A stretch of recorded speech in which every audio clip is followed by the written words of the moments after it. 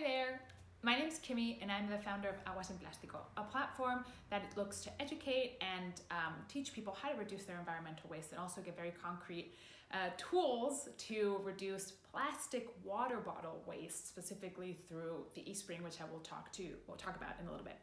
What I really wanted to take the opportunity to talk to you a little bit about what you need to know about the Valencia water. You just got here, or maybe you've been here for a while and you're very confused with all of the different information that you're getting from different people, maybe online, maybe offline, about the water. Is it safe to drink? What is this white stuff that's in it? Is it gonna hurt me? And how can I reduce the amount of plastic water bottles that I'm buying if you are buying water bottles at this point in time? So the water in Valencia is classified as hard water, which is water with a lot of lime scale in it. And I don't know if you know a lot about lime scale, but it's a little bit misunderstood. And the reason I say that is because a lot of people, especially in Valencia, you'll hear people say, the water in Valencia is really bad quality, it's gonna hurt you, you're gonna get kidney stones if you drink it. And I want you to be calm, because that is not gonna happen. The water in Valencia is very safe to drink, albeit it's not very tasty, but we'll talk about that in a second. So the water here is very hard. It has a lot of lime scale. But the good news is that lime scale isn't actually gonna hurt you when you drink it. It leaves residue in your kettle. It's like terrible for the faucet. It's not great for your washing machine and your pipes, but it's not gonna hurt you when you drink it, and that's great news. There's this myth, this collective unconscious in Valencia, that the water is really terrible and that it's gonna hurt you, but it's really not. What people believe is that lime scale is bad. But what people don't understand is that it's bad for your appliances, but it's not bad for you.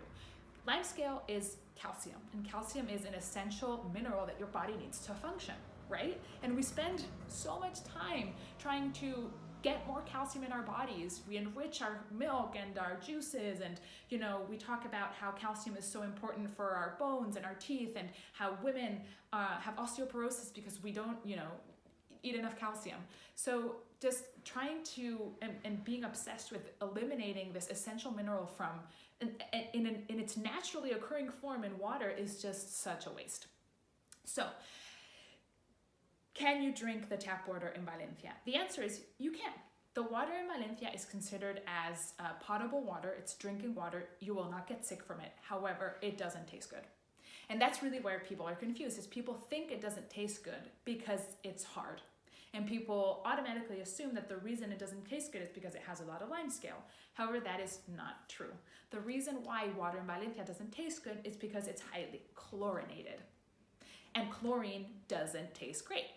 And the reason it's chlorinated is because that's what they use to disinfect the water in the water treatment plants. And while chlorinating the water has a lot of terrible side effects, it is the most cost-effective way of doing it, and that is how it's done in Spain. So how do we deal with this? That is definitely something you want to take out of the water because of the taste, but also because it's really not that healthy. So there are options. The option is buying water bottles, which is what a lot of people do, clearly. But there are a lot of downsides to buying water bottles. It's expensive over the long run, and you have to carry them around, which is annoying. And also, let's talk about plastic waste, right? It's extremely detrimental to the environment to keep buying water bottles. So people will talk about the Brita Filter, the jug, the water jug, in its many forms. Brita is the most popular. You'll have people talk about a brand called tap water, TAPP, which is something that you screw onto the faucet, and it gives you a nice water. And also another option is the eSpring, which is what I work with and what I was talking about at the beginning of the video. And yeah, we'll talk about that later as well. But what's really important, it's not the names of the filters or what you're going to use, it's understanding what they do. Because you'll have so many people saying, oh yeah, the water here is terrible, there's this white residue in my kettle, I use a Brita filter and that gets rid of it. And that's not true. And it may reduce it somewhat, but I feel most people that use a Brita will tell you that it actually doesn't get rid of the residue, but it's like the placebo effect. People automatically think that it's true, but it's not. And the reason is carbon filters, which is what the Brita is, which is what tap water is, which is what the eSpring is as well.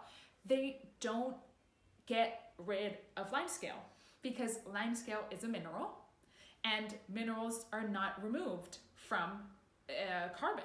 That's one of the benefits of using carbon to filter water compared to a reverse osmosis, which is another very popular way of filtering water all over the world, but very specifically in Valencia.